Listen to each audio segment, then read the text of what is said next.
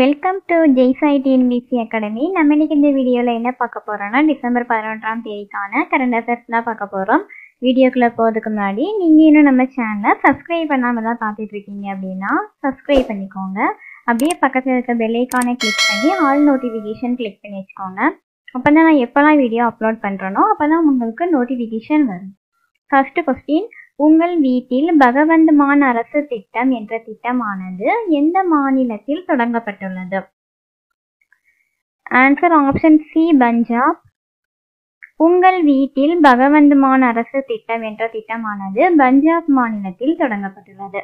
இந்த திட்டமானது பார்த்தீங்கன்னா வீட்டில் இருந்தபடியே அரசு சேவைகளை பெறக்கூடிய திட்டமாகும். இந்த திட்டத்தினை டெல்லி முதல்வரும் ஆம் ஆத்மி தேசிய அமைப்பாளருமான அரவிந்த் கெஜ்ரிவால் மற்றும் பஞ்சாப் முதல்வர் பகவந்த் மான் ஆகியோர் இணைந்து தொடங்கி வைத்திருக்காங்க. இந்த திட்டத்தின் மூலம் பிறப்பு சான்றிதழ், இறப்பு சான்றிதழ், திருமண பதிவு சான்றிதழ், வருமான வரி சான்றிதழ் மற்றும் ஜாதி சான்றிதழ், அதுக்கப்புறமா கிராமப்புற மற்றும் எல்லைப்புற இருப்பிட சான்றிதழ்கள், முதியோர் ஓய்வூதிய திட்டம், மின் கட்டணம் செலுத்துதல், நில அளவை உள்ளிட்ட 43 வகையான அரசு சேவைகளை வீட்டில் இருந்தபடியே மக்கள் பெறுவதற்காக இந்த திட்டமானது பார்த்தீங்கன்னா பஞ்சாப் மாநிலத்தில் செயல்படுத்தப்பட்டுள்ளது. மேலும் இச்சேவைக்காக 1076 என்ற எண்ணும் தொடங்கி வைக்கப்பட்டுள்ளது. ஏற்கனவே இந்த திட்டமானது பார்த்தீங்கன்னா டெல்லியில் 2018ஆம் ஆண்டே தொடங்கப்பட்டுள்ளது. தற்போது பஞ்சாபில் தொடங்கப்பட்டுள்ளது. நெக்ஸ்ட் கொஸ்டின், சத்தீஸ்கர் மாநிலத்தின் புதிய முதல்வராக பொறுப்பேற்றுள்ளவர் யார்?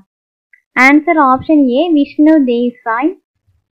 அண்மையில் நடைபெற்ற சத்தீஸ்கர் பேரவை தேர்தலில் பாஜக வெற்றி பெற்றுள்ளது. இந்த வெற்றியை தொடர்ந்து அம்மாநிலத்தின் பழங்குடியின சமூகத்தை சேர்ந்த பாஜக தலைவரான விஷ்ணு தேவ்சாய் இவங்க அந்த மாநிலத்தின் புதிய முதல்வராக தேர்வு செய்யப்பட்டிருக்காங்க. நெக்ஸ்ட் கொஸ்டின், 2047இல் வளர்ச்சியடைந்த இந்தியா இளைஞர்களின் குரல் என்ற திட்டத்தை தொடங்கி வைத்தவர் யார்? ஆன்சர் ஆப்ஷன் பி, பிரதமர் நரேந்திர மோடி. 2047இல் வளர்ச்சியடைந்த இந்தியா இளைஞர்களின் குரல் என்ற திட்டத்தை பிரதமர் நரேந்திர மோடி அவர்கள் டிசம்பர் 11ஆம் தேதி தொடங்கி வைத்திருக்காங்க. இந்த திட்டமானது பார்த்தீங்கன்னா தேசிய திட்டங்கள், முன்னுரிமைகள் மற்றும் இலக்குகளை உருவாக்குவதில் நாட்டின் இளைஞர்களை தீவிரமாக ஈடுபடுத்தக்கூடிய நோக்கில் தொடங்கப்பட்டுள்ளது. நெக்ஸ்ட் கொஸ்டின், 2024ஆம் ஆண்டுக்கான சாகித்ய அகாடமி விருது எந்த நாவலுக்கு வழங்கப்பட்டுள்ளது? ஆன்சர் ஆப்ஷன் சி, நீர்வழி படுவும். 2024ஆம் ஆண்டுக்கான சாகித்ய அகாடமி விருதானது எழுத்தாளர் தேவி பாரதி அவர்கள் எழுதிய நீர்வழி படுவும் என்ற நாவலுக்கு வழங்கப்பட்டுள்ளது. எழுத்தாளர் தேவி பாரதி இவருடைய இயற்பெயர் என்னன்னு பார்த்தீங்கன்னா ராஜசேகரன். இவர் ஈரோடு மாவட்டம் கஸ்பாபேட்டையை சேர்ந்தவர். நெக்ஸ்ட் கொஸ்டின், உலகிலேயே முதல் முறையாக ஏஐ தொழில்நுட்பத்துக்கான விரிவான விதிகளை வகுத்த முதல் கண்டம் எது? ஆன்சர் ஆப்ஷன் சி, ஐரோப்பிய யூனியன். உலகிலேயே முதல் முறையாக செயற்கை நுண்ணறிவு அதாவது ஏஐ தொழில்நுட்பத்துக்கான விரிவான விதிகளுக்கு ஐரோப்பிய ஒன்றிய கூட்டமைப்பானது ஒப்புதல் வழங்கியுள்ளது. அதாவது ChatGPT உள்ளிட்ட செயற்கை நுண்ணறிவு தொழில்நுட்பங்களின் மூலம் மனித குலத்திற்கு ஏற்படக்கூடிய ஆபத்துகளை தடுப்பதற்காக எடுக்கப்பட்ட முதல் முயற்சியாக இந்த ஒப்பந்தத்தில் ஐரோப்பிய யூனியனும் அதனுடைய 27 உறுப்பு நாடுகளும் இந்த ஒப்பந்தத்தில் கையெழுத்திட்டிருக்காங்க. நெக்ஸ்ட் கொஸ்டின், அஸ்ஸாமில் நடைபெற்ற குவாஹாட்டி மாஸ்டர்ஸ் பேட்மிண்டன் போட்டியில் மகளிர் இரட்டையர் பிரிவில் சாம்பியன் பட்டம் வென்ற இணை எது? Answer option B, Ashwini Ponnappa மற்றும் தனிஷா கிராஸ்டோ. குவாஹாட்டி மாஸ்டர் பேட்மிண்டன் போட்டியானது அஸ்ஸாமில் நடைபெற்றது. இந்த போட்டியில் மகளிருக்கான இரட்டையர் பிரிவில் அஸ்வினி பொன்னப்பா மற்றும் தனிஷா கிராஸ்டோ இணையானது பார்த்தீங்கன்னா சாம்பியன் பட்டம் வென்றிருக்காங்க.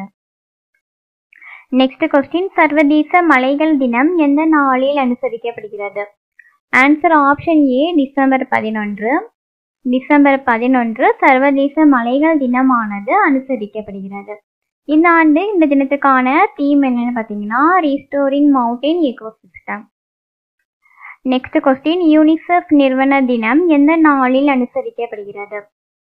ஆன்சர் ஆப்ஷன் ஏ, டிசம்பர் 11. டிசம்பர் 11 யூனிசெஃப் நிறுவன தினமானது அனுசரிக்கப்படுகிறது. யூனிசெஃப் அப்படின்னு என்னன்னு பார்த்தீங்கன்னா ஐக்கிய நாடுகளின் சர்வதேச குழந்தைகள் அவசர நிதியம். அதுதான் யூனிசெஃப். யூனிசெஃபின் ஃபுல் ஃபார்ம் பார்த்தீங்கன்னா United Nations international children emergency fund. அதாவது 2ஆம் உலகப் போரினால் பாதிக்கப்பட்ட நாடுகளில் குழந்தைகள் மற்றும் தாய்மார்களுக்கு அவசர உணவு மற்றும் சுகாதார சேவைகளை வழங்குறதுக்காக யூனிசெஃப் அமைப்பானது பார்த்தீங்கன்னா 1946ஆம் ஆண்டு டிசம்பர் 11ஆம் தேதி தொடங்கப்பட்டுள்ளது. இந்த தினமானது குழந்தைகளின் நிலை குறித்து உலகம் முழுவதும் விழிப்புணர்வை ஏற்படுத்துவதற்கும் அவர்களின் நல்வாழ்வுக்காக நிதி திரட்டவும் ஆண்டுதோறும் டிசம்பர் 11ஆம் தேதி யூனிசெஃப் நிறுவன தினம் கொண்டாடப்பட்டு வருகிறது. இந்த ஆண்டு இந்த தினத்துக்கான தீம் என்னன்னு பார்த்தீங்கன்னா for every child every right. Next question, மகாகவி பாரதியார் பிறந்த தினம் எந்த நாளில் கொண்டாடப்படுகிறது? ஆன்சர் ஆப்ஷன் ஏ டிசம்பர் 11. டிசம்பர் 11 மகாகவி பாரதியார் அவர்களின் பிறந்த தினமானது கொண்டாடப்பட்டு வருகிறது. இந்த தினத்தை முன்னிட்டு வானவில் பண்பாட்டு மையத்தின் சார்பில் பாரதி விருதானது பார்த்தீங்கன்னா முன்னாள் IPS அதிகாரியான விஜயகுமார் அவர்களுக்கு வழங்கப்பட்டுள்ளது. அதே மாதிரி தினமணி நாளிதழின் பாரதி விருதானது பேராசிரியரான மணிகண்டன் அவர்களுக்கு வழங்கப்பட்டுள்ளது. அவ்வளோதான் ஃப்ரெண்ட்ஸ், டிசம்பர் 11ஆம் தேதிக்கான கரண்ட் அஃபேர்ஸ் பார்த்து முடிச்சாச்சு. இந்த வீடியோ உங்களுக்கு யூஸ்ஃபுல்லாக இருந்துச்சுன்னா அந்த வீடியோக்கு லைக் பண்ணிக்கோங்க, உங்கள் ஃப்ரெண்ட்ஸுக்கு ஷேர் பண்ணிக்கோங்க. இதே மாதிரி டெய்லி கரண்ட் அஃபேர்ஸ்க்காக மறக்காமல் நம்ம சேனலை சப்ஸ்கிரைப் பண்ணிடுங்க. தேங்க்யூ.